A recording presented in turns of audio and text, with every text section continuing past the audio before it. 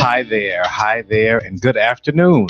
You are listening to and watching Humanity in the Headlines. I am your host, Atiba Buchanan. Joining me today is Mr. David Seaton, my co-host, and we are so glad to be here as always. How are you, Dave? Hanging in there. It's been a great week. Glad to hear that, man. Some nice weather. Right, because it's been a rough week for me. Oh, yeah? Yes, but we'll get to that. But again, I am glad to be here. I'm glad we have this conduit, this outlet to talk about the things that are either great or rough, depending on our perspective. And we thank everyone who is listening on Intellectual Radio. We thank everyone who is watching on YouTube, and certainly everyone on Facebook Live, and everyone listening on iHeartRadio as well. So whatever means you've decided to prioritize Humanity in the Headlines, we greatly, greatly appreciate it. We have a lot to cover today. Ways against us. We definitely will get you caught up today on national politics. We got a lot going on out of this administration and the White House, a lot going on in Congress and the Senate. There's always a lot going on with Trump and the White House. Absolutely. So we'll get you all caught up on that, get you in the know. What else are we talking about today, Dave? We got acquittals this week with police officers. 3 acquittals this week with police officers. Yes. And one of which is the second time being acquitted. That is the one that's in Cincinnati. Yeah, Officer Ray Tensing. And we'll talk about it, but I highly doubt they'll bring another case against him. And then we also have to talk about the Illinois state budget, which is clearly in crisis. And so, again, we've got a lot to talk about. We're going to gather ourselves. We're going to take a quick break. And when we come back, we're going to get you caught up on national politics. You are listening to Humanity in the Headlines. Thanks so much.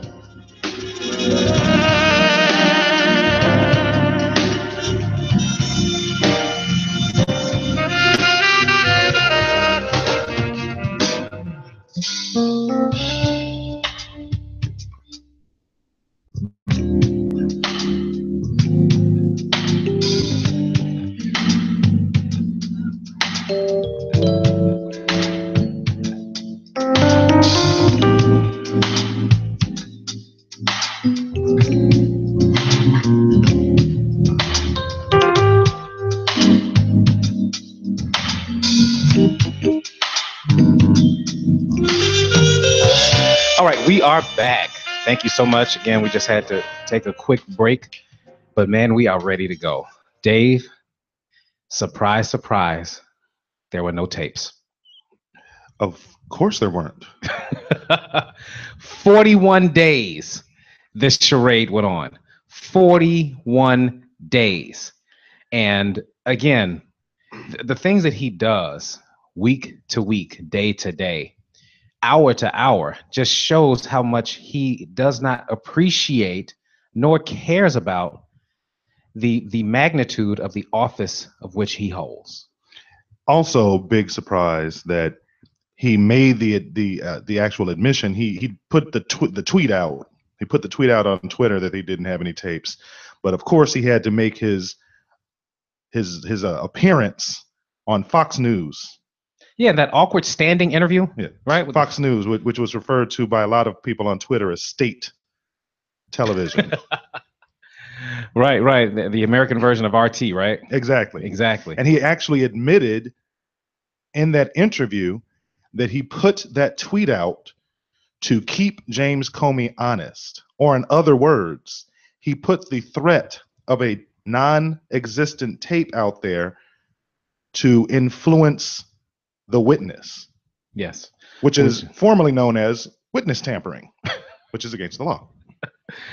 It's absolutely stunning. Again, where we find ourselves with this president and with this presidency. Again, I cannot overemphasize 41 days. He was asked, and his surrogates were asked time and time again, are there tapes? When will he release the tapes? And we always got these vague, ambiguous answers from Sean Spicer, from Huckabee Sanders, from all these other people and what they would say is, well, I haven't talked to the president about that, or the president will answer that in due time. And 41 days later, only for with the at the behest of Congress, did he finally end the charade. Because understand, he had to say one way or the other. He had to turn the tapes over one way or the other if they did exist by this Friday, by yesterday. And it was only with that pressure, because if the Congress did not pressure him, we'd still be wondering if there are tapes. I mean, we obviously pretty much knew that they weren't, but he would be continuing with the charade if Congress did not pressure him to do so. I'm forced to just make this one glaring observation. Sure. Donald Trump lied or intimated that there might have been a recording of his conversation with James Comey. He allows it to go on for 41 days. His surrogates come out, dance back and forth around the issue. He comes out and says, "Oh, I'll come out and let you know. You're going to be disappointed." Then he comes out and says there aren't any tapes. Donald Trump has been recorded as lying 5 times a day. How do we know he's not lying? That he doesn't have? I mean, there's no way to disprove a negative. But just because Donald Trump came out and said that he didn't record James Comey or his conversation with him and James Comey doesn't mean that he did.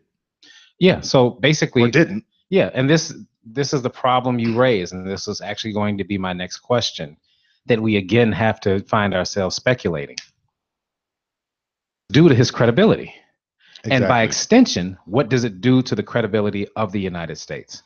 Well, for most of us, for anybody who is being objective, he didn't have any credibility in the first place. He didn't. However, there's tons of folks that said, "I give him a chance. Let's see. He's in the office now. Let's see what he does." But here's my broader point and my broader concern. This isn't the first time he's done this. Correct. This reality show style administration that he has.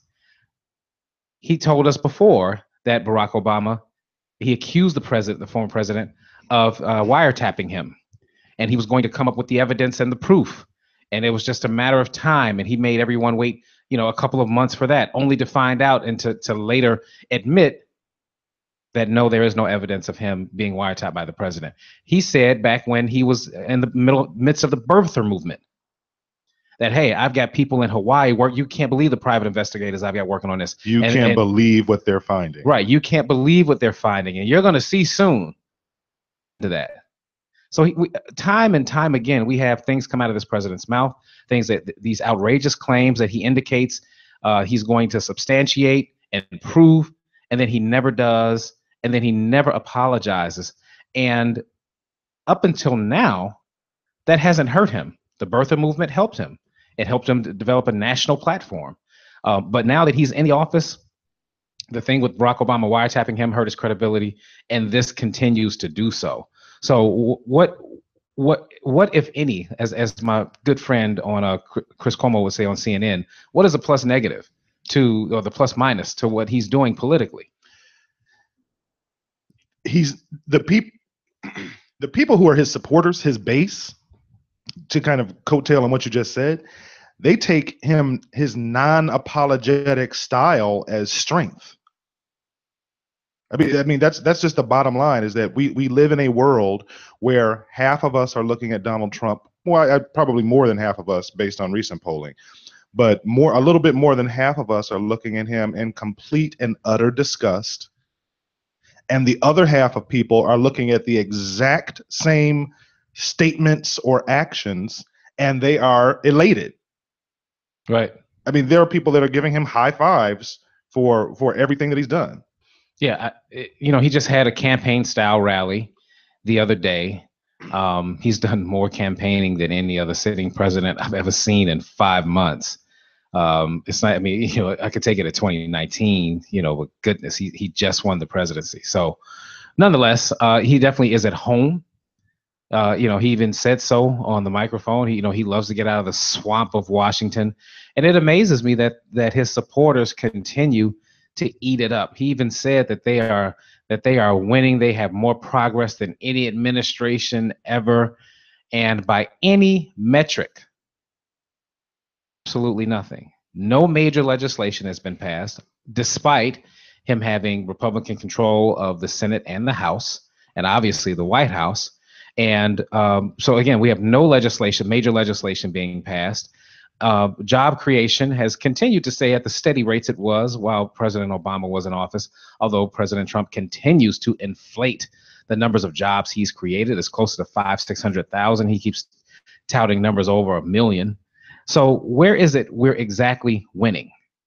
I'll give you a really good example of what I'm talking about. Hillary Clinton tweeted in the last 24 hours regarding the Republican health care plan. She tweeted, "Forget death panels. If Republicans pass this bill, they're the death party." So when I saw that tweet, it popped up in my feed, and I just went through and looked at some of the comments. And one of the comments was something to the effect of, forget you, Hillary. Trump has accomplished more in 5 months than Obama did in 8 years. So I mean, when you have that kind of disconnection from things that are factual and verifiable, to your point, they have passed no major legislation. The only thing that Trump has really done in any significant amount is signed executive orders that they criticized President Obama for having done. But that's the only thing that he's done. But again, the one thing that I will say about Trump that he obviously is a master of, he is a master of manipulating the media.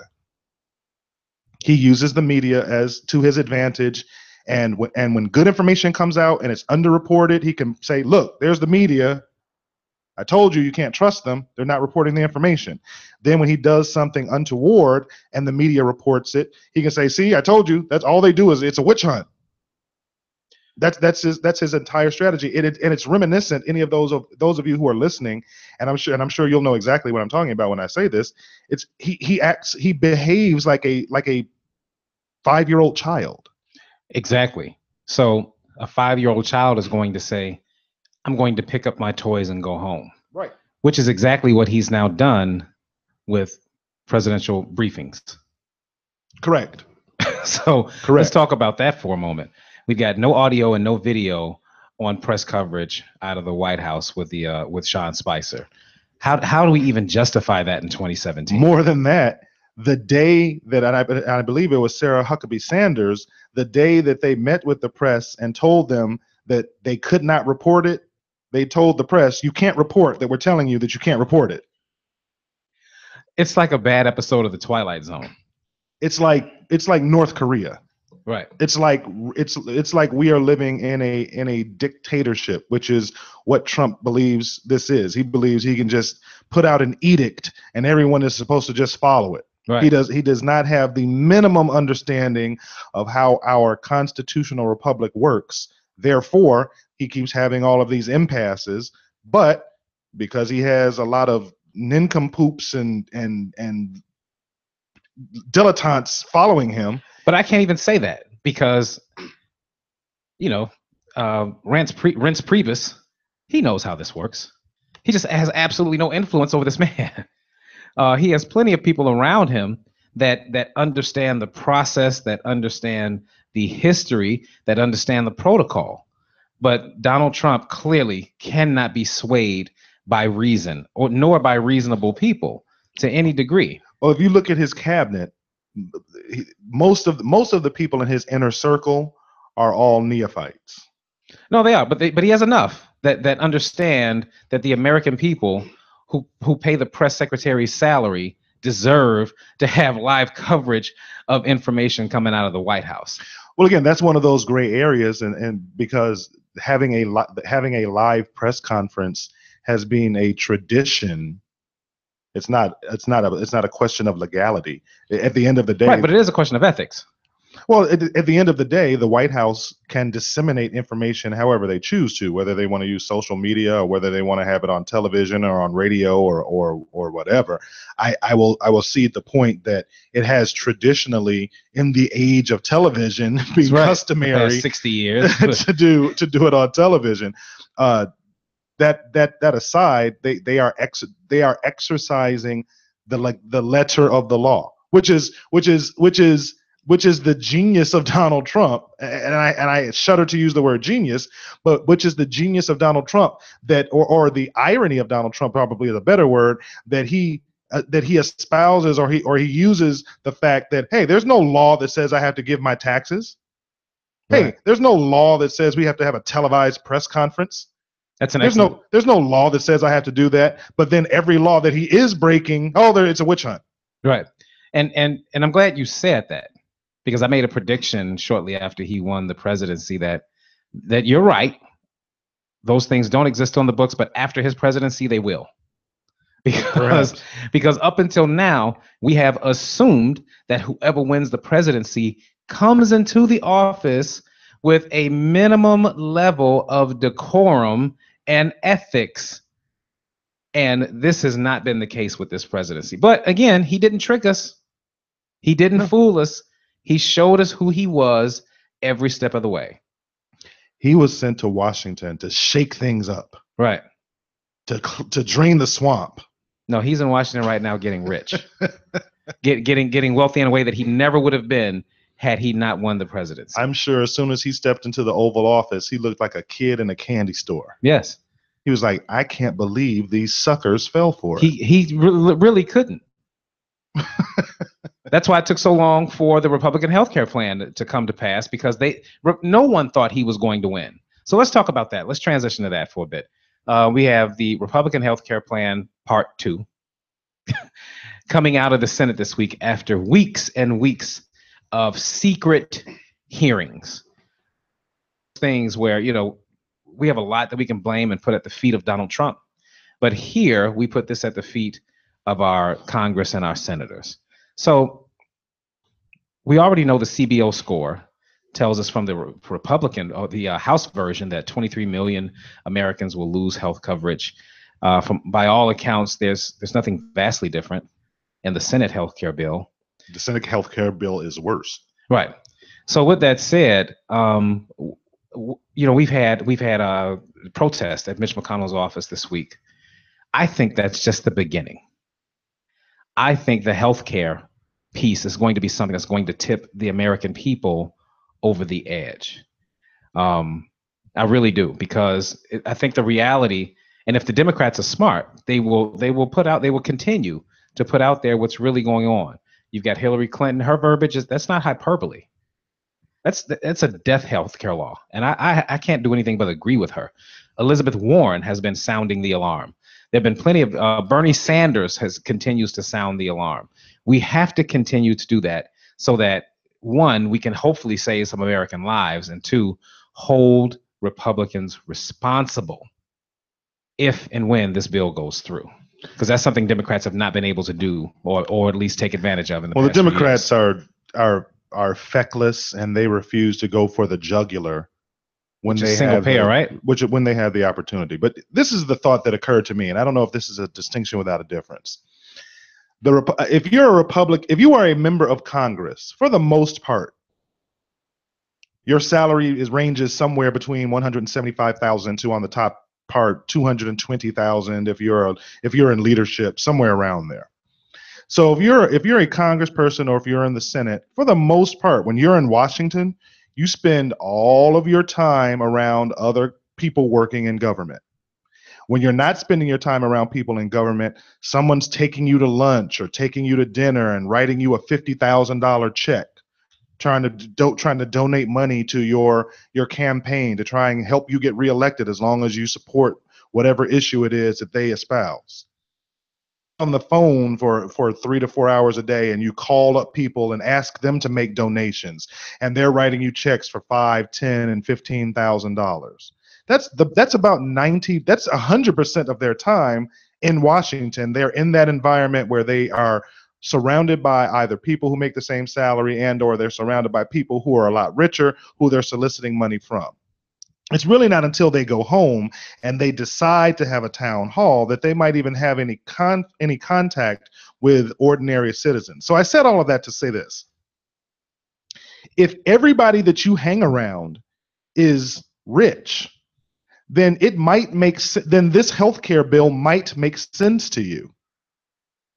this bill, if everybody you talk to tells you, hey man, this bill that you've got in there, you've got to vote for it. It's a great idea because it's going to save me some money. It's going to cut my taxes. And hey, we don't need Medicare anyway. We can do blah, blah, blah, blah, blah.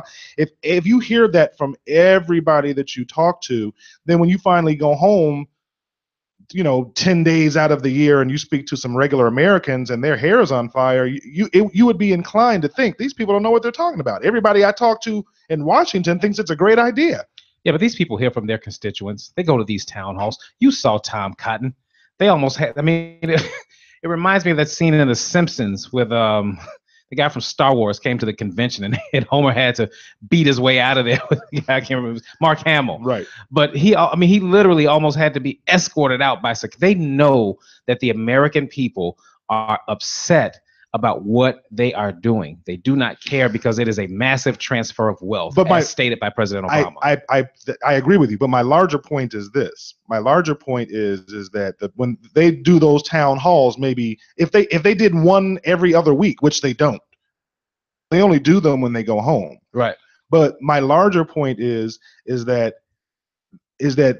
everybody is telling them that it's a good idea. Everybody that they spend the majority of their time around is telling them that it's a good idea, which goes to my larger point, because Donald Trump actually touched on this when he did that town hall in Iowa, and he was saying, hey, I don't want a poor person running the economy. I want a rich person running the economy. That's his mindset. And my larger point is that by having rich people in executive positions, by having people who inherited all of their wealth and they've spent the majority of their life around wealthy people, it is counterintuitive that we trust rich people to make decisions that are in our best interest. Sure. So that's my point. Right. So there is certainly a disconnect between the Washington elite and the regular person. And that all stems from money in politics. Right. Because you can't be a regular person and win a seat. Right. It doesn't work like that. And that goes back to the evilness of money being personhood, being able to cite that. So with that said, which is my point in saying that is that's a much bigger conversation. Sure. But I wanted to make the point to the people who are listening to us and to the people who are watching that is the disconnect. I think a lot of times we sit here and we listen to these Republicans and we think to ourselves, how could you possibly believe that? But they don't. But I would argue that they don't. That's my point. I think the Republicans are fully aware that it's a horrible bill, that it will kill people, but because they what they do believe and know, or what they do believe is that tax cuts will save everything. Did you I know you watched AM Joy this morning. Right. And they asked the ultimate question. Why is it that for every Republican fix you need a tax credit? Right. Because that's what they believe. So what they But again, that goes to my larger point. When you talk about a tax credit, you're telling somebody, go ahead and spend the money and then you can write it off at tax time. My point is that if everyone that you spend the majority of your time around can afford to spend an extra $500 a month and just get their money back at tax time, it's a great, okay, that sounds like a great idea. Everybody's patting me on the back and giving me a high five. I'm talking about that the very nature or the culture of Washington is so insular that it's a vicious cycle. They are surrounded by people that are like-minded who think tax credits are a great idea. Hey, I need another tax write-off. But to the average American, they can't afford to spend the money in the first place to get the tax credit. But the disconnect is there because they only talk to those people a minority of the time. Here's the thing. We're both right. It's rare that you get to say that, but it's true because it is a nuanced argument. Right. So again, all of those things, everything that we're mentioning plays a factor in their mindset, which is why ultimately it's very important for everyone to always get out and vote people that support your ideals, people that support the things that are important to you. So again, I think we've beat that up enough. I think we have. Go ahead and share this show for us on Facebook Live.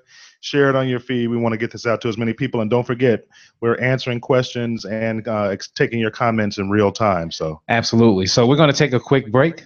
When we come back, we're going to discuss very quickly these mistrials, and then we're going to get to the state budget. So we'll be right back on Humanity in the Headlines.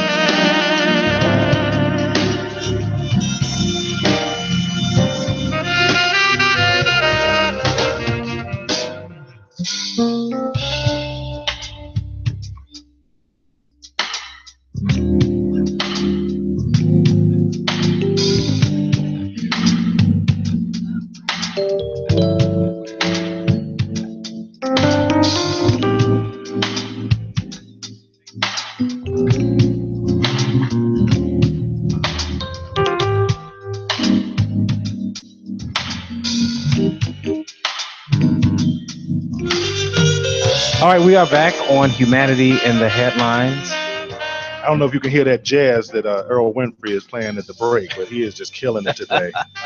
I'm about to borrow that. That's funny because I was thinking the same thing when we walked out. I was like, man, that's some really nice music. I have to borrow that, my friend.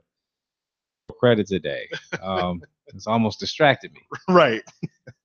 So, Dave, man, this is something that, we don't have a lot of time to talk about today, and we really, if you missed last week's show, go back and catch it. You can go to Humanity in the Headlines on Facebook, and it's sitting right there. We really talked about the Philando Castile, not mistrial, but acquittal, actually. And this kind of leads us into our conversation today. But it was again a much more comprehensive conversation last week. Dare I say, a touch militant. But just like last week, this week we're tired. I am mentally, physically, and spiritually drained from what I've seen and the conclusions, the obvious conclusions that I feel must be reached based on the acquittals and mistrials of events with officers that we've seen just in 2017 alone. Sean King said something very, very dire. He actually, and you can go check it out on Facebook. But basically, he admitted that we're losing the war on police brutality, and I don't see how you disagree with that argument. It's not a war against police; it is a war against police brutality and wanting people to be accountable for the bad things that they do. So, by every metric, he's right. Police killings of civilians are up in 2017 at a record pace, and convictions are down at a record pace. Well, just to give some context really quickly, we had 3 mistrials this week. We had the Philando Castile trial in Minnesota, where Geronimo Yanez killed him in his car. He was acquitted. We had the case in Milwaukee, Wisconsin, where Sylville Smith was actually killed by an African-American officer, Dominique Brown. And I think it's really, really important to point that out because a lot of times when we have these conversations, the conversation gets framed in a white police officer, black citizen type of frame. And ultimately, this is police citizen. This isn't necessarily about white police officers and black citizens. So in the case of the African-American officer, Dominique Brown, that's the one in Milwaukee where he was chasing him. He had the body cam. He was chasing Sylville Smith, who had a gun. Once he approached him, Sylville Smith ran up to a fence. He had a gun. He threw the gun over the fence, and the police officer shot him once. He shot him once, and then when he went down, he shot him point blank range in the chest, killed him, acquitted. There were also 4 African-American jurors on that particular jury. Then we have the Samuel DuBose case in Cincinnati where Ray Tenzing shot him. That was the one where Mr. DuBose is sitting in his car. Ray Tenzing goes up to him, tells him to get out of the car, and Mr. DuBose tries to pull away out of fear. He shoots into the car and kills him. But then Ray Tenzing lied and said that he was being dragged and he feared for his life. Blah blah blah. So the interesting thing about this is that these are 3 separate states: Minnesota, Wisconsin, and Ohio. So there's no, and I mention that because whether you're talking about those stories or New York or Illinois or California, the North or the South, North, South, East, and West, there is no geographic area where this happens specifically. This is ubiquitous throughout the United States. And since it's ubiquitous and doesn't have a geographical location, we're talking about a cultural issue that we need to address. Yes, that is a great point. Goodness, time is really against us today. Sorry about that. Again, great point, Dave, and I love the way you so eloquently put that. We're in trouble, and I'm not sure exactly where all of this leaves us. I don't know those that support what is happening can expect it to continue. Like, this isn't sustainable. They talk about Medicare not being sustainable and Medicaid not being sustainable. No, this is not sustainable. I'm not advocating that people do crazy things. I'm not, but when people don't receive justice, it opens the door for vigilantism, does it not?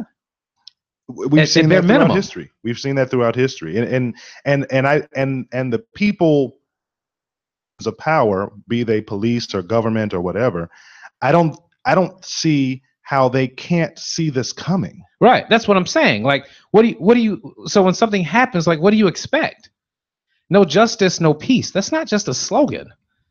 If peace is what's important to you, then you have to honor the justice system. You don't get to just throw out justice and then expect everyone to sit down and be quiet. That's a lot to ask, and it is completely unrealistic of that. So I would go so far as to say that we have to. Again, I know we've only got a couple of seconds, but I think it needs to be said that we need to have a serious conversation about the jury system that we use in the United States. That if juries keep failing us time and time and time again, and even that statement is loaded because there are people on the other side of the argument that will say, hey, the system works. Right. We arrested Geronimo Yanez. We arrested Dominique Brown. We arrested Ray Tenzing. We put them on trial. We presented evidence. A jury said they're not guilty. Right. So what else do you want from us? Right. So we'll see if those people say the same thing now that Bill Cosby got off. Oh, because of the jury. Right. I mean, we only need to think about OJ, right, to know that the very same people who use that argument are very selective about how they laud our jury system. Right. And that's the whole problem. I'm glad you said that word, selective. We are selective about who gets to carry a gun and who can't. We are selective about who gets the benefit of the doubt and who can't. We are selective about who's innocent before proven guilty in this country. And that is the entire point. We cannot be selective. Justice, more than anything in this country, needs to be blind. So we're going to leave that right there. We're going to take a very quick break. When we come back, we will be joined by State Representative. Oh, I'm sorry. Well, what's this? I'm sorry. The message left. We'll be right back. We got a state representative for you to talk about the Chicago budget. Give us 30 seconds. Thanks for listening to Humanity in the Headlines.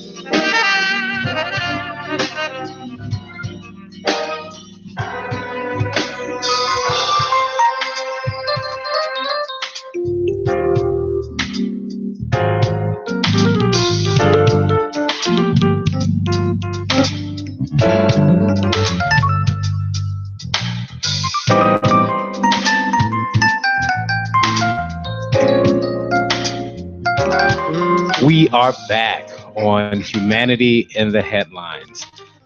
We got a few minutes left. Probably, I'm sure, not nearly enough time to discuss the awesome crisis that is the state budget of Illinois. But joining us to hopefully help us make some headway into this conversation and to give us some insight is State Representative LGR Sims, Democrat out of the 34th District. How are you today, sir? Wonderful, sir. How are you? Thanks for having me. Excellent. Thank you so much for joining us. Dave, I'm going to go ahead and let you get the first question in on this. This is David Seaton. Again, thank you for joining us on Humanity in the Headlines. Obviously, we're dealing with the crisis of the state budget. We know, I read last week or this week that the Illinois bond is rated just above junk status. And really, at the end of the day, we need to get a budget passed, but the impasse has been between Governor Rauner and the state assembly. What's the status of that, and where do you see that going? Yeah, Dave, you're absolutely right. The frustrating thing, we had a hearing of the House Revenue Committee just yesterday where some fiscal experts, including the Commission on Governmental Forecasting and Accountability, which is the state budget forecasting arm. And one of the issues that was talked about, as we talk about the impact that the impasse is having on the state's finances, but it's also having an impact on local government finances.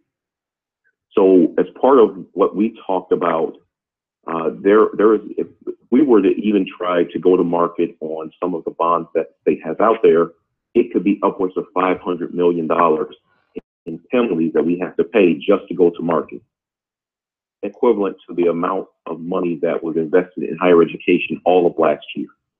So that's a significant penalty that we're paying for this artificially created crisis that's been leveraged on the state to advance a political agenda. In addition to that additional $500 million, there are penalties that local governments have to pay just by virtue of being in the state of Illinois. So the budget expert said that the additional borrowing costs are nearly $1 billion that local governments have to pay when they go to market to get bonds and finance bonds and things like that. So there's a significant impact that we're having, that this impact is having. And the frustrating thing for many of us is this is an artificially created crisis. We've had, in the 200 years of Illinois' history, we've seen a civil war, 2 world wars, civil unrest, a Great Depression, and we've always managed to pass a budget. But now, to forward a political agenda, we are not able to pass a budget, and it's impacting the way that we educate our children, the way that we provide health care to our most vulnerable population. It's the way we fund job creation programs for youth and violence prevention programs in communities. It's no coincidence that you've seen a spike in violence in communities when we have not had a budget. And that's interesting.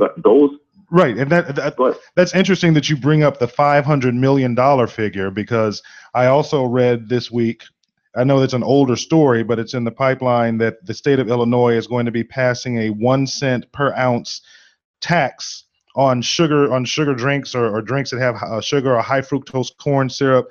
The Cook County local government is going to be introducing that 1 cent per ounce tax on drinks, and theirs is going to actually go into effect on July 1. But the amount of money that's quoted as being able to be raised by this 1 cent tax by the state of Illinois is $561 million per year. So I just thought that was interesting that you brought up that $500 million penalty going to market. But I guess my larger question is, should Illinois citizens have any confidence in supporting additional taxes when the state has been so derelict in managing their existing budget? Well, let me back up for 1 second on the sugary beverage tax. The proposal for the sugary beverage tax proposal. Right. That's one revenue option, and it is not gained. It's been out there as a proposal for several years, and it has not gained a significant amount of traction over those last couple of years. But it's a proposal, so Okay. I'm not going to deny that. But I don't know that tax in and of itself will be part of part of any final revenue package. Okay. Number one. Number two, part of our challenge is what you're seeing right now is Illinois is spending money. When Governor Rauner came into office, one of his first asks was that the tax rate that was in place of 5% be allowed to revert back to where we are now, which is 3.75%. Right. Now, the problem that's happened is when they then came into office and failed to pass a budget, many of the providers went to court and got court orders to allow them to continue to receive money at that fiscal year 15 level. So we're spending money. We're bringing in around $32 billion in revenue, but we're spending at the $36 billion level. You see this explosion in our budget deficit. So we're spending at a level that we cannot sustain. And part of our challenge is we're getting to the point where core expenditures, what we have to spend on education and healthcare and things like that, they are passing the revenue that we have readily available, and we're going off a fiscal cliff in the very near future. Right, and I'm glad no one wants to engage in that and have that dreaded word tax. Right, and I'm glad you mentioned that also. What we got to do is stabilize our economy. That's what we got to do. I mean, but isn't the far easier and far simpler answer? And I know that Governor Rauner would be against this, and I know that you don't have a supermajority to pass it if he vetoes it. But isn't it asinine? I mean, haven't we seen proof that having a flat income tax in the state of Illinois is really the root of all this? David, you have just echoed something that I have been saying for not just the time I've been in the legislature, but before. Part of our problem in Illinois is that our tax code is antiquated, and we have an income tax that does not fairly and adequately capture the revenues for those who are most able to pay. Right. Under the flat tax system, you have individuals, whether you make $10,000 or $10 million, you pay the same rate of tax. Right. Now, 3% on a $10,000 income hits somebody very differently than 3% on a $10 million income. Exactly. So if we had a progressive income tax, you would have the ability to then capture those individuals and treat millionaires differently than you treat the working poor. And we've advocated for that, and even going as far as trying to make sure that we built in a millionaire's tax. Now, there were several members who did not support that, and it didn't pass. And that's part of the challenge. And furthermore, our tax code is based on a manufacturing economy when Illinois' economy is a service-based economy. Exactly. So there are billions of dollars that we are not capturing because our tax code does not allow for it. Those are excellent points, Congressman, and I'm glad that you made those points on our show. I'm sure our listeners greatly appreciate it. This is Atiba Buchanan. I'd like to get back to some of the crisis that we're coming up to, because this has to be done by July 1st. Am I correct? That's right. Okay, so we have to. The new fiscal year starts July 1. As we have, in addition to the extensive damage that the impasse has caused, there are some critical dates after July 1 that will start to exacerbate the problem. You've got July 15th, where the first payroll is due. There are just dates where then you've got in August when state aid payments are going to be due. there's some dates in the very near future that will determine that could dramatically exacerbate the problem that we're experiencing with the budget crisis, and that's what it is. It's a crisis. Well, I've got things here. I've got some information here from Reboot Illinois. I'm sorry. Go ahead. I'm sorry. Well, I've got some information here from Reboot Illinois. And just to highlight a few, it says, if there's no state budget by June 30th, 2017, the Illinois Department of Transportation announced that they would be forced to halt all state projects. That could cost up to 30,000 jobs. The Illinois Lottery faces threats of removal from the Powerball and Mega Millions if there is no budget by June 30th. Illinois owes school districts more than $1.1 billion in categorical payments for special education, transportation, bilingual, and early childhood services. And there's an Illinois backlog of unpaid bills that's standing right now at a record $14.5 billion as of May 31st, according to the comptroller, Susan Mendoza. And to be honest, there's another dozen things listed that I didn't even get to. So when we use the word crisis, that certainly is not hyperbole, right? We are not being over dramatic when we say that. Absolutely not. The state of Illinois is at a critical point, and we've got to solve this budget problem now. It is a crisis level, and the part of the problem for us, if we go into junk status, the fiscal impact that will have reverberates not just through the state, as I talked about earlier, but local governments across the state. Not local governments, school districts, transportation districts. The impact will be catastrophic, and it will take years to climb out of that. So, as I mentioned, the Illinois House Revenue and Finance Committee meeting the other, and one of these fiscal experts talked about the state of California's difficulties in this area. I specifically asked that the state of California used to write their fiscal ship, and it talked about reforming their tax code. It talked about reforming their tax code, modernizing their tax code, making certain spending adjustments and spending reforms. About ensuring that they built up their rainy day fund. So, are you there? Oh, I think we lost you. Right, I think we lost him. He was talking on a Google Voice number, and that was probably forwarded to a cell number. So, looks like we lost him. It is incredible to think. The state of Illinois, in terms of its size of its economy, the state of Illinois is in like the top 50 economies on the planet.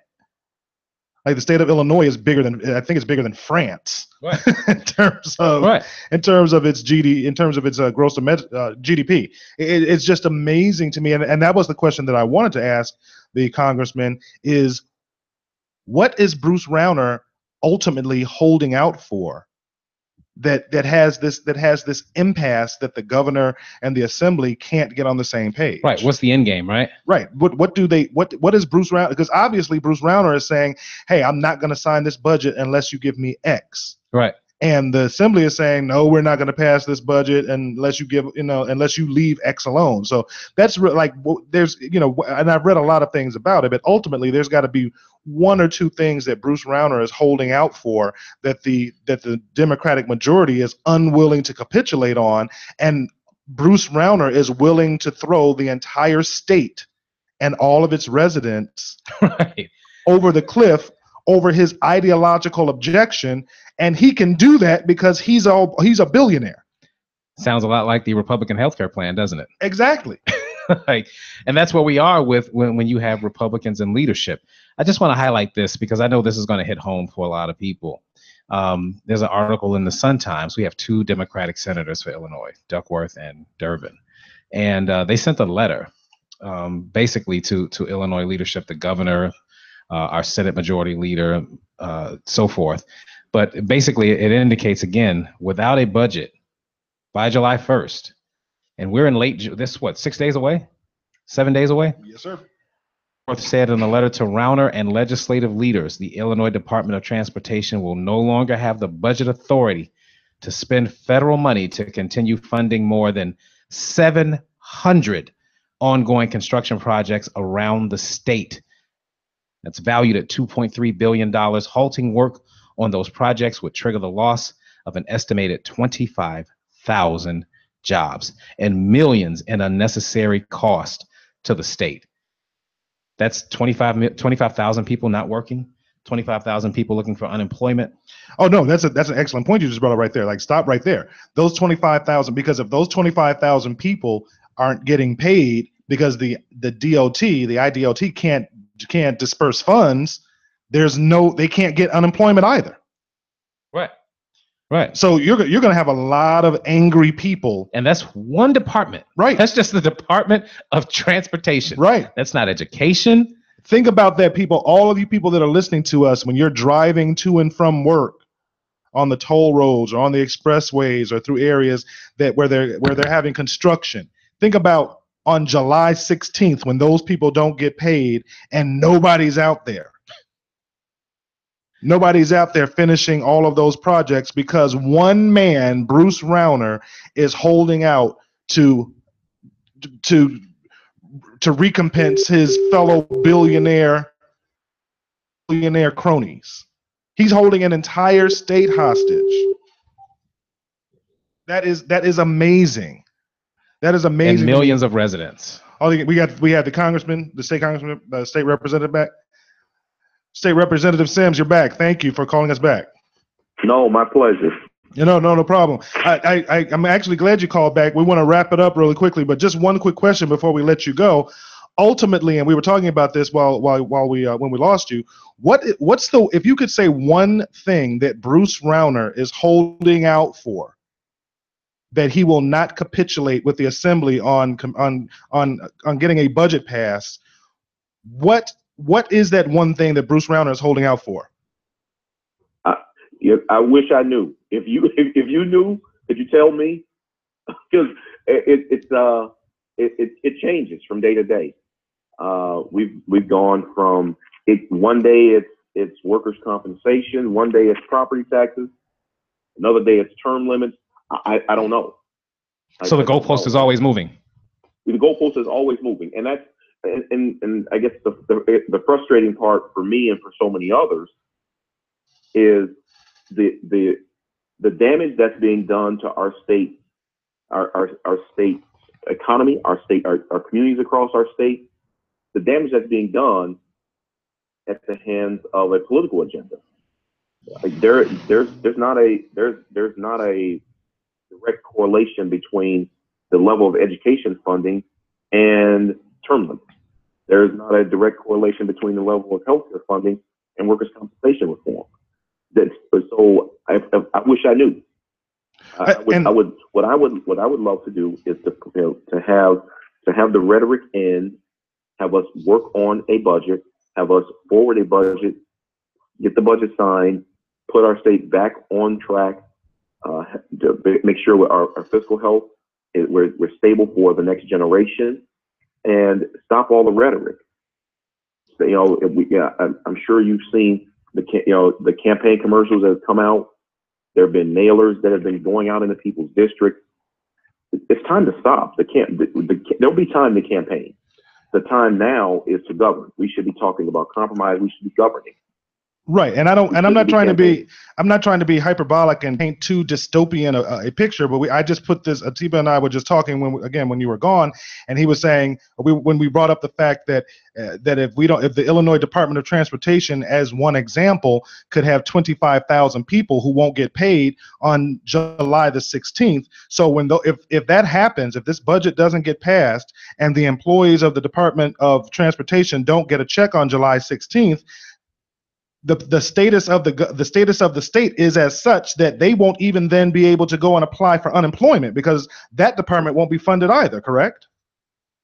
Well, that's no different than when you have the Chicago Public Schools contemplating ending school early because they could not depend on support coming from the state, because whenever there's funds that should be coming into Chicago public schools, in order, and as opposed to getting the money infused into Chicago public schools to make sure that young people have a great education, Chicago public is classified as a bailout, or Chicago public schools are called prisons.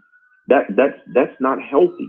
If you are going to have a plan in place that grows our state, that invests in communities, invests in young people, it cannot be rhetoric. It cannot be rhetoric driven. It can't be politically motivated. It's got to be about improving the quality of life for people. And we can go down. It's the IDOT situation. It's the lottery. It's schools. You could go on. It's the lack of child care, investments in child care for working families. It's breast cancer screenings for women. It's Meals on Wheels for seniors, and on and on and on. And this has gone on too long. We cannot continue to focus on rhetoric. We gotta focus on solutions, and that's the problem. I'm so glad you said that word, Representative. So much in rhetoric. I'm so glad you said that word, solutions. So what is it that citizens can do? What is there a number we can call? Is there an email that we can send? What is it we can do to make our concerns heard and felt in Springfield? There are. I would say that I've had this conversation with the governor, and I've talked to him about this as an issue. And one thing that he says is that he does not hear from individuals from my community and the issues that are important to him. And I always say to him, well, Governor, I'll change that. So absolutely, I would encourage individuals to reach out to the governor. 312-2121. Again, that number is 312-814-2121. And I would let him know that this is unacceptable. Let him know that we don't want to continue to have a discussion about things that don't have a direct impact on improving the quality of life for our communities. We want to make sure that we are getting solutions, and reach out to him. Say that number one more time. That you want those things to happen. And conversely, make sure that individuals are reaching out and letting and making their perspective known and their positions known, that there are items that you support. Say that number one more time. 312-814-2121.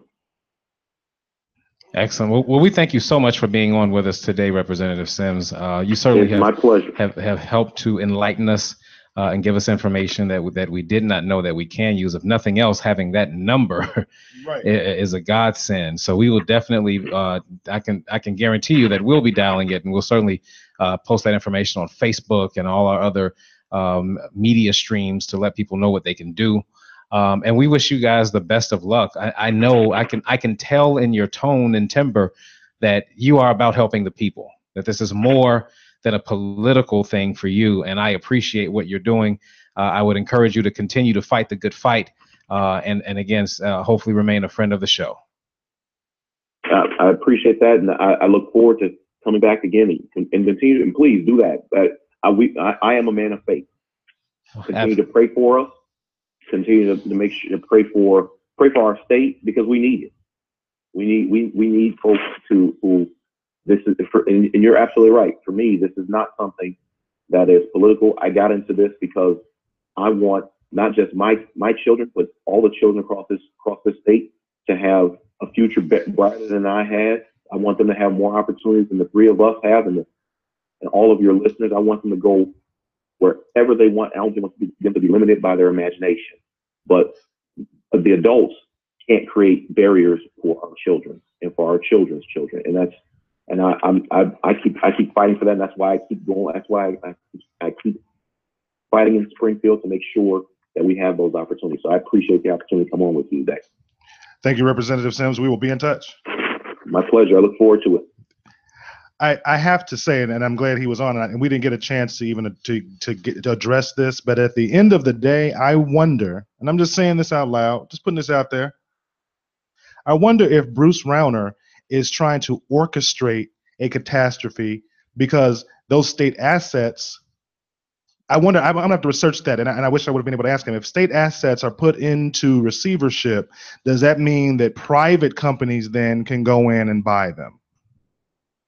If we're talking about waterworks, or if we're talking about, I wonder if that's his end game because when I asked him, us Michigan, right? Because when I asked him what does Bruce Rauner want, what's the one issue he's holding out for? He said the goalpost keeps moving. So I have to wonder if this is really an issue about the privatization of assets, which makes as much sense as anything. That makes the most sense, right?